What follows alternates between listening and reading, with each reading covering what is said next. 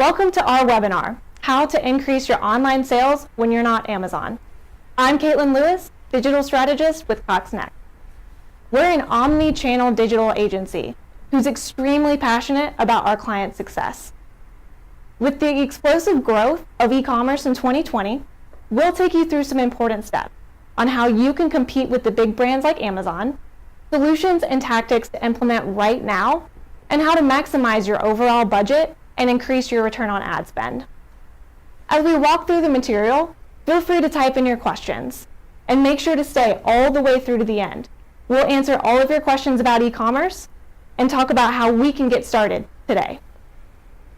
Now I'm going to toss it over to Cameron Williams, Media Strategist, and he'll show you how to increase your online sales when you're not Amazon. Today, we will be covering how you can compete with Amazon and other big box retailers. We will be sharing e-commerce solutions that you should be utilizing, tactics to implement, how to work with your budget, and best practices to incorporate. We want to talk about dominating the e-commerce marketplace and the elephant in the room, Amazon. Anyone who has an e-commerce business feels the weight of competing with Amazon, but you don't have to. Let's talk about why Amazon has the reins on the e-commerce industry. In 2020, they increased their online sales by 43.4% and worldwide revenue growth by 33.5% in the second quarter alone. Through their prioritization of convenience, customer service, a simple buying process for the consumer, and their marketing strategy, they have dominated the digital shopping space. Their immense presence online can be intimidating to businesses trying to make a name for themselves, but it doesn't need to stop them from advertising. So, who are some other businesses that are doing a great job competing with Amazon? Nordstrom. They have an annual sale that is unmatched and surrounded by a ton of promotion and consumer buzz. Wayfair. They're similar to Amazon in that they don't have physical storefronts, but they still seem to be a leader in their category. Best Buy. They execute cart abandonment strategies at a high level. Plus, they offer the opportunity for consumers to get products sent to their stores for more convenience. REI. REI is known for connecting with their consumer base beyond their traditional target audience. Target. Target is beginning to rival Amazon with their same-day delivery, other quick shipping options, and rewards programs and credit cards. While all these companies are great at what they do and doing a great job competing with Amazon, they aren't the only ones that can do so. You can compete with the big brands too. A paid media strategy should be the foundation of your e-commerce program. Most companies use a two-pronged approach, prospecting and retargeting. Prospecting means finding the right target consumers and getting them to look at your product. Then, retargeting to get them to purchase. It's also important to understand your specific consumer's path to purchase. What is the buyer journey? How will you align your advertising to hit them at the right moments? Your target customers follow a path to purchase. Your advertising should follow the same path.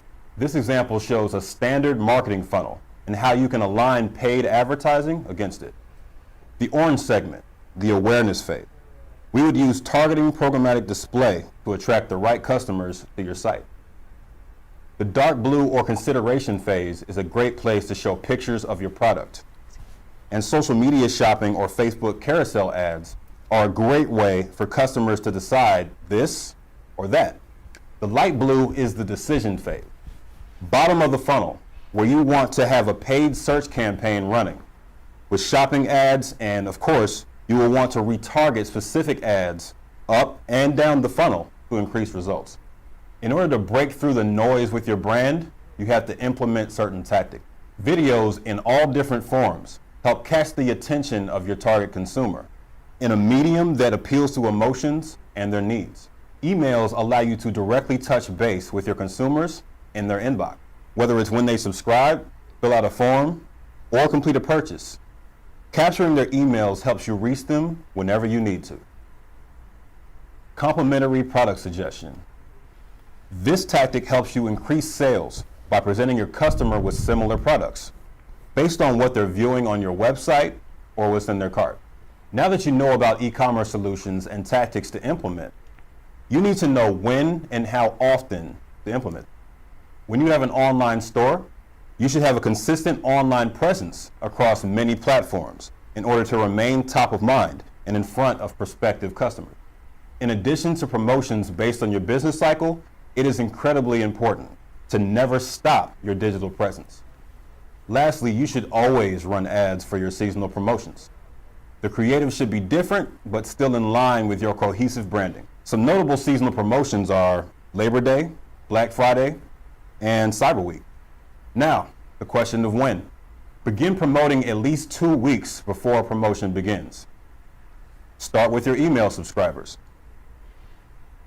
As you get closer to the promotion, increase the frequency of your promotions. One question people always ask that seems to hold them back is, how do I compete within my budget? Here are 4 tips to implement, which will make a difference in your marketing strategy while sticking to your budget. Tip number 1, don't be afraid to go national. Just because your budget isn't as big as the powerhouses you're competing with doesn't mean that you can't scale your advertising on a national level. For example, you're a local golf company that sells golf balls nationally, but your budget is under $10,000 a month. From an advertising standpoint, how would you compete with national companies like Nike and Titleist? First, you could use Google Analytics to identify your top states and focus on those. Second, you can incorporate more long tail or phrases into your marketing campaign. These terms tend to cost less and still bring in sales. Third, utilize social media as a cost-effective way to scale nationally. There are many more ways. The key is to find high efficiency or gold mine strategies to increase the efficacy of your current e-commerce strategy. Tip number 2, cast a big net. When you test your data pools, you have a chance to introduce your brand to new customers while simultaneously seeing how well your ads are performing. You might think you know who your ideal target customer is, but you could be missing some people that are cheaper to convert to a sale by not advertising to a larger audience. It's all about finding audiences or keywords that are converting for you at the lowest cost per conversion. In this example, you may think the bluefish is your ideal customer. However, the bluefish could be many other companies' ideal customer at the same time. When demand is high, cost is high. Have you ever seen what legal keywords cost? When you're Nike, you can afford to only target the bluefish. When you are not Nike, you can make your budget go further and perform better by targeting other audiences that are still converting for you. These may not cost as much. When you first start your campaign, casting a bigger net or targeting the green fish can help you uncover ideal audiences that are more efficient to advertise to. When you master this, your return on ad spend will explode. Tip number 3, avoid running ads on Mondays. People tend to be very active on e-commerce sites on Monday mornings because they're avoiding their work. Because of this increase in online activity, the cost of ads increase, making it not an ideal time to run your digital ad. One of the best tips to advertising your e-commerce business is to analyze your organic website traffic and correlate your ad spend to that website traffic. In this example, the dark blue represented where more people were organically going to this e-commerce company's website to purchase golf balls. Mostly midweek to load up for the weekend, and Sunday afternoons when golf is on TV. So instead of dialing up your ad spend on Mondays, when everyone is competing for e-commerce shopping purchases, we would spend more midweek and on Sundays to make the most bang out of your budget. Tip number 4, have a cart abandonment strategy. 7 out of 10 shoppers put items in their cart and don't convert. This leads to $18 billion lost every year. When you personalize your retargeting ads, it can lead to ROIs of over 1,300%. Retargeting ads can send 26% of shoppers back to your site in hopes of potentially completing their purchase. Consider offering an additional deal or free shipping to entice them back to your store. In this example, a prospect started the process to purchase a membership. When they didn't complete the payment, they were served an ad reminding them to complete the purchase and offered a discount. If you ever want a live example of this, go to Best Buy, put something in your cart, don't complete the purchase, and see if you get ads reminding you with a discount. Now that you know the tips and tricks, solutions, and tactics to competing with the big brands, you need to commit to at least 91 days of advertising. When running a new campaign, it's crucial to allow at least 91 days for your ads to optimize. Throughout the 91 days, you get a really good sense of what ads and tactics are working and what ads and tactics aren't. In this example, the paid search campaign really started to widen the gap between spend and revenue starting in month 3. Being patient and gauging the ebbs and flows of the campaign in months 1 and 2 allowed for the campaign to thrive in month 3. From there, optimizations can more naturally occur, and you can do more of what works and less of what doesn't. Here's another example. Through the first couple months of the campaign spend sometimes outgained the overall revenue. However, look at month 4. After a couple months of analyzing creative, targeting, and audiences, this campaign really started to take off in month 4. From that point forward, the spend never outgained the revenue, resulting in a successful e-commerce campaign. 91 days gives you time to learn what works, test your ads, scale your marketing efforts, and reach all potential consumers. In your first month, you need to focus on data collection, maximizing ad impressions, clicks, and your conversions. Your second month to be focused on refining your targeting, honing your bidding strategies, keywords, and more. Your third month to be focused on testing and scaling the best performing marketing tactic. This will help you solidify your strategy and firm up how to best reach your audience. Now that you've committed to 91 days of consistent advertising, your campaign should be rolling and bringing in sales. 2 reporting best practices are revenue reporting and conversion reporting. Revenue reporting, or pulling through revenue, is always key when running an e-commerce campaign. The goal is to drive increased revenue while driving decreased spend. It allows our team to see how much revenue is being driven off each ad and how much we spend to drive that action. We don't just monitor the revenue, we monitor and manipulate the cost per action. For example, playing with the SEM position or time of day we bid on certain terms. It is also crucial to monitor the overall conversion metrics on your website. How many new users are coming to the site each month? Is the bounce rate lower while increasing traffic? All of these metrics allow us to ensure we are driving increased sales, but also increasing the number of new and returning customers. This might seem complex or intimidating, but you don't have to do it alone. When you work with a digital marketing partner, they can help you from the content creation to the deployment of your campaign. This will allow one person to handle all your creative, strategy, and reporting. If you're interested in partnering with someone to create synergy and implement best practices, CoxNext can help. Thanks for spending some time with us to walk through ways you can dominate the e-commerce marketplace.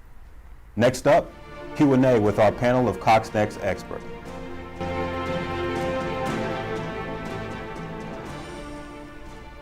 Hey, we hope you enjoyed our presentation portion of the webinar. Now we'll transition into some questions, so feel free to type in your questions into the live chat, and we'll get to as many as we can. I'm Caitlin Lewis, digital strategist at CoxNext, and I'm joined with Adam Saylor, who heads up our digital strategy team. We'll start with a couple questions, but again, feel free to type in as many as you want to, and we'll get to as many as possible. First question. If I'm just starting from scratch, what e-commerce solutions should I start with? All right, so if you're starting from scratch, there's a few things that you want to get a handle on, right? The first thing would be you want to make sure that you have prospecting and retargeting, right? Prospecting meaning, regardless of what you sell online, finding the people, the right eyeballs to come to your site, and then once they get to your site, getting them to look at products and then retargeting them until they purchase. And you can really do that in any platform, but that's how we would start a campaign. Now, before you start any kind of e-commerce advertising, you're going to want to make sure that your checkout process is dialed in, meaning there's not any hidden fees. Hidden fees, you put something in your cart, you hit submit, and then all of a sudden you get dinged for extra taxes or extra shipping fees. Those are the things that drive people away and make people abandon. If you are creating an account, if you make somebody create an account before they can purchase, people will abandon when they see that. You want to make sure that your page takes less than 3 seconds to load. And if you have a form for checkout, you want to make sure there's less than 5 to 7 boxes on there to fill out to make everything easier. Awesome. The next question that we have is, how do you know how much money you should put towards a retargeting campaign? And that answer really comes down to how much traffic you have coming to your website on a regular basis. So usually what you can do is you can take a look at your average monthly users. Whether you're getting a high number or a low number, it doesn't really matter. You just need to get a feel for how many users are coming to your site on a regular basis. And really where that can vary is if you have a seasonal business. So you might have some peaks or some valleys throughout the year, but as long as you have that number for your average monthly users and how many times you want them to see your ad, then you have the perfect equation to figure out your retargeting budget, or at least how much you should start with. You can always grow from there, especially as you're adding more tactics to your marketing funnel. So that way you can increase your retargeting pool and eventually get more people to your website and fill out the form or make a sale, whatever it is you're trying to do. Pretty solid strategy there, Caitlin. Thanks, Adam. What do we got? Another question we have, what if my business isn't centered around selling products, but we have a service that people can pay for on the site? Would the same strategy apply here? Yeah, when we talk e-commerce, I mean, there's like the massive e-commerce, which is like got 5,000 different products and they're all different, and you have to try to market people based off of how they move through your site, navigate through the different products, and retarget them. We count e-commerce at Cox Next as any time somebody uses a card or purchases something on your site. So it could be signing up for a birthday party at a bowling alley. It could be ordering a service. Anytime that money is exchanged on a website, and all the same principles apply, right? You're going to want to make sure that you put down some sort of a layer of search, right? You're going to want to have retargeting, maybe social if your budget is small to start. If it's around 5 to 10 and you're just starting out, maybe social you want to start with. If you have about 10, you can go into some search, start with search, get that foundation down, and go from there. So same principles. Good stuff. And just a reminder, this is a live chat, so you can feel free to put any questions into the chat box, and we'll make sure to get to as many as possible. We have another question, and that question is a really easy one. It's what is a good budget to get started with? And really with that, you have to start with paid search, right? That's the bottom of the funnel. Those are your audiences that are ready to make a purchase. So once you have a good idea for how many monthly searches you have, how many people are actively searching for your products and services, then once you figure that out, you can kind of back into the rest of your marketing mix. And that way, again, you get the idea to increase your retargeting pool. And then from there, you've got the equation for your paid search, your retargeting, and then you can grow beyond that. What do you think about data, using data to layer into campaigns? What stuff have you used, or what do you think would be the thing that what we see that people use the most of? Yeah, I think it's great at Cox Next. We have a lot of resources under our belt. We've got Amazon data, we have Visa purchase data that we can layer into your campaigns. So for example, if you are a sporting goods store and you're looking to sell products, whether it's baseball bats or softballs or whatever that may be, you can layer in Visa purchase data to find out who has also bought maybe baseballs or catcher's mitts, things like that. So you can find an audience that's already interested in those products, and hit them with your message saying, hey, come to my store. My store has the most premium baseball bats you can find. And then again, if they come to your site and maybe they go through the checkout process, but they abandon that cart, it's really important to hit them again as they're kind of browsing around the internet later on. Hit them with another message that all they need to do is just make that one last step and make a purchase. And again, if you have questions, feel free to put them into the chat box. We got a couple more minutes, so we just want to make sure that we get to all of your questions. What's the biggest mistake that you find when you're working with clients that are starting to do e-commerce? It's a great question. I think one of the biggest mistakes is just not being in it at all. I think having an e-commerce strategy is better than no e-commerce strategy, and really engaging with those users is most important. So being able to start that relationship with a prospecting ad, being able to send your message out and get that awareness up, and then making sure that you have really nice creative that's engaging, it's intriguing for your audience to follow. So I think just not doing anything at all is probably the worst thing you can do. The other thing too is I was just thinking of something. We have a lot of customers or clients that are starting e-commerce that will they'll run it for a month and then they'll say, oh gosh, it's not working. I'm upside down. I'm not making any money. And every time, if we've found that if you just stick to 90 days, your results will start to get better. We had a company that sold socks nationally on the internet, and their first couple months their results were bad, but as we optimized and found the right audiences for them for people to purchase, and we found them at a lower cost per conversion, their results really started to go up in month 4, month 5, month 6 to where now they're having 5x, 6x return on ad spend using the same budget. So. Well, we really appreciate all of you for sticking around to the Q&A. We hope we got to your questions, but if we didn't, we'll make sure to follow up with you afterwards and set up that consultation to talk through any questions you may have had. But in the meantime, if we didn't get to your question also, just feel free to reach out to your Cox Next team member or visit our website at www.coxnext.com. And thanks again for attending. Thanks.